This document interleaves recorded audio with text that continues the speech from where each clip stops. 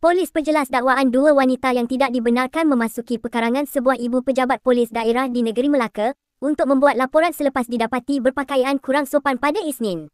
Ketua Polis Melaka, Datuk Zulkhairi Mukhtar berkata, siasatan dijalankan sejurus menerima aduan dan mendapati insiden tersebut berlaku sekitar jam 5 petang.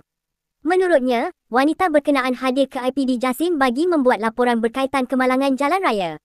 Anggota bertugas di pintu hadapan telah meminta mereka pulang terlebih dahulu untuk menukar pakaian yang lebih bersesuaian sebelum membuat laporan.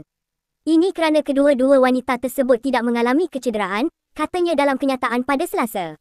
Zulkhairi berkata, pada jam 5.40 petang, wanita terbabit kembali ke IPD bersama ibunya dengan berpakaian lebih sopan dan dibenarkan masuk untuk membuat laporan polis tanpa sebarang halangan. Beliau menegaskan etika pemakaian bagi orang awam yang berurusan di kaunter aduan polis perlu dipatuhi seperti ditetapkan melalui surat perkeliling diwartakan. Bagaimanapun katanya, pihak polis memberikan kelonggaran bagi kes kecemasan atau yang memerlukan tindakan pantas. Terdahulu, wanita berkenaan membuat aduan kepada akhbar berbahasa Cina berhubung insiden tersebut. Wanita tersebut turut meluahkan rasa tidak puas hati kerana dihalang daripada membuat laporan polis hanya disebabkan beliau memakai sket paras atas lutut.